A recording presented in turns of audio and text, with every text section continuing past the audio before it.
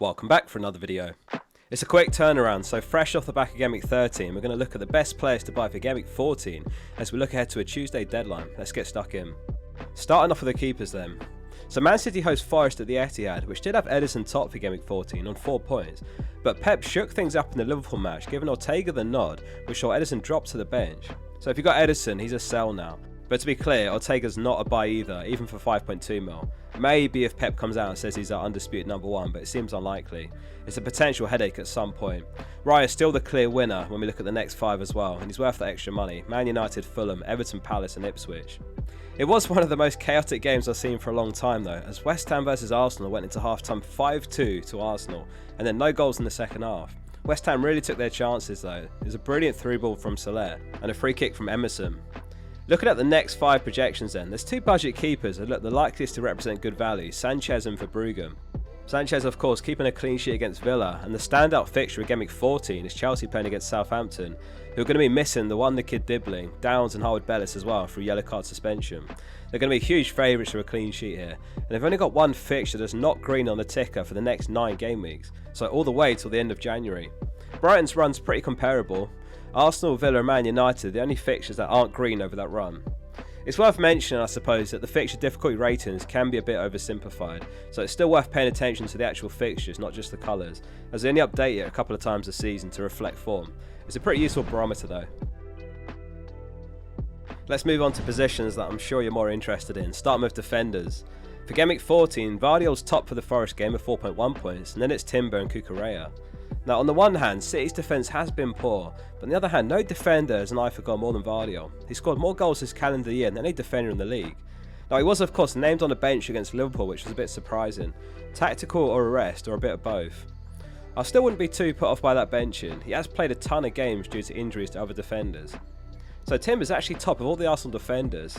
He slotted in really well in White's absence, and he's not a bad pick at all if you're happy to take that risk of a possible benching at some point, obviously in December's crazy schedule coming up. It might not happen at all though. I mean, there's no White, there's no Tomiyasu, and Partey missed the West Ham game as well. He's the only other player that can play in right back really. So Gabriel's dropped to the table after a half-time substitution against West Ham, so what's the latest there? Well, Arteta said it was related to the previous injury that he had in Lisbon. With the niggle that he's feeling, we decided to take him off. He actually posted after the game on Instagram basically saying see you on Wednesday, so it does look promising. Arteta was in the fortunate position I suppose, being 3 goals up at half time and able to take him off. Calafiori came off early as well, potentially indicating a groin injury to the physio, so I'd avoid him completely. If I was to rank the Arsenal defenders, it would be Gabriel, Saliba, Timber and Calafiori. So which Chelsea defender should we get for the Southampton game then? Well, Cucurella and Cole will look like the best too. James has had another injury setback, so Cucurella's got less competition. I can't remember which one it was, but one of James or Gusto's played on left back a couple of times. Colwell I'd say is the safe and sensible pick though. I was really impressed by Gusto last season, but he's not reached those same heights from an offensive perspective, and now it's not the time to pick up players that aren't guaranteed to start every game, having been benched against Villa. So Trent returned from injury against Man City and he's on 3.7 projected points versus Newcastle, and he's projected more than any defender for the next 5. Is it time to look towards Trent again for 6.9 mil after a couple of price falls? He's still got higher XGI than any defender this season with 3.39 XGI. The breaking news today is that Bradley's also been ruled out till the new year of injury. Gomez could be an option for only 4.8 mil, really low ceiling, probably gets you 6 max, but he is a whopping 2.1 million cheaper than Trent. Now given how much goal threat he has, I feel like if you're looking at Van Dijk, you may as well find the extra 0.5 mil for Trent if you can. Liverpool have got unbelievable long-term fixtures coming up. They don't hit a bad patch of fixtures till Gameweek 34 really, when they've got Spurs, Chelsea and Arsenal in succession. Even then you might want to keep him depending on how the double game weeks fall. Anyway, looking in the near-term future, I think Trent's a really good pick and he's got to be in the conversation again. Clean sheets are scarce for Ipswich, however Davies has got a nice block of fixtures. Palace, Bournemouth and Newcastle all home fixtures in his next 4, and he's got Wolves away in there as well. He's actually second after Trent for XGI among defenders this season with 3.37. Using the ticker tool on FPL.page, who's got the best and worst long-term fixtures then? Let's look at the next 8. So which team should we overall be targeting? Which team should we be hopping off now? Chelsea, City, Liverpool, Villa, Wolves, Arsenal and Brighton have got appealing games on the horizon. Rock bottom for the next 8 is Everton. They've got a horrendous run of games after Wolves in Gameweek 14. Brentford, Man United, Forest, Spurs are also towards the bottom.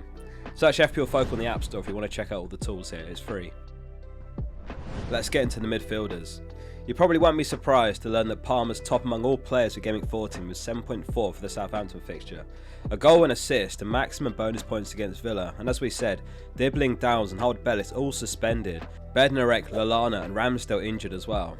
This has somehow got 1-0 Southampton written all over it, hasn't it?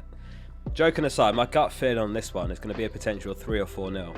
If you haven't got Palmer, he's a priority transfer this week. Let's talk about Saka then. He's been absolutely outstanding recently. 8 returns in his last 3 games in all competitions, including a goal and 3 assists against West Ham.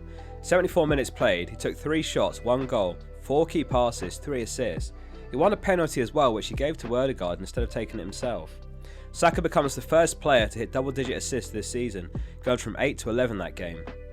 FPL finds new ways to humble you, but right now, you have to say Salah, Palmer and Saka as a triple up in midfield looks really good. We said a couple of weeks ago, don't sleep on the impact of Odegaard's return, and Arsenal have been immense since his return. Odegaard's returned in all 3 games since coming back himself. So Salah's third on the midfielders table this week, away at Newcastle. It must be said, Newcastle have been lacklustre recently. That 2-0 home defeat to West Ham, and they only registered 0.04 expected goals against Palace. Very fortunate to come away with a point, all things considered. Just 1 shot taken that match. The worst attacking stats of last game by far. Let's talk about Mbeumo then. He's in 40% of teams. Is there an opportunity to take on that higher ownership by selling him for someone lower owned and potentially better? Only 1 chance created against Leicester in their 4-1 win. 1 chance created, 0 shots, 0.08 XGI. Over the last 4 game weeks, 69 midfielders have got a better XGI than him. And as we saw on the ticker tour, they've got a difficult run of fixtures coming up. If you're making the call to sell him, who's the best replacement? I've got 2 names to suggest, Bowen and Mitoma. Now Mitoma doesn't quite make the table this week, 3.7 projected points, but the next 5 are Fulham, Leicester, Palace, West Ham and Brentford. It's a run packed with potential, as is Bowen's run. His run starts with Leicester, and then it's Wolves, Bournemouth, Brighton and Southampton. I've been impressed by Solar in his recent starts for West Ham. He's got a bit of a presence about him in that heart of midfield. Bowen's a 90-minute man as well, and although he's just got the 3 goals, 4 assists this season, Mitoma's got 3 goals, 3 assists himself, but fixtures create form. Looking a bit cheaper, Rodgers is still a really nice pick for 5.3 mil, home to Brentford and Southampton next. In fact, Johnson's the other one that's a potential Mbeumo replacement as well. After scoring against Fulham, he's one of only 2 Premier League players to score 10 plus non-penalty goals across all competitions this season. The other one is Haaland. The fixtures aren't as strong, it's Bournemouth, Chelsea, Southampton, Liverpool and Forest, but he has fared best of them all this season. Bruno's an interesting dilemma as well. He was given a more advanced role in the Everton game where he thrived unsurprisingly. Casemiro mainly with the sit-in mids. The next 3 consist of away games to Arsenal or City though, with Forest home sandwiched between. If you've got him, let us know what you're going to do with Bruno. You can definitely make the case for selling, it's quite easy if you haven't got Saka, Palmer or Salah. Outside of that, the options are a bit more limited. Will the likes of Mitoma, Bowen or Johnson outscore him? So Semenyo has served his 1 match suspension. He's available to face Spurs home in Gameweek 14. He doesn't make the table this week, 4.2 points for him. Finishing up with the forwards then, and Haaland's back on top with 7.2 points, so he's just slightly behind Palmer next game week. So if you still got Haaland, there is a genuine opportunity to take Palmer on by captaining Haaland, as it's just 0.2 XP that separates their predictions. That said, I'm a bit surprised it's that close. I'd argue that Palmer's somewhat better, all things considered.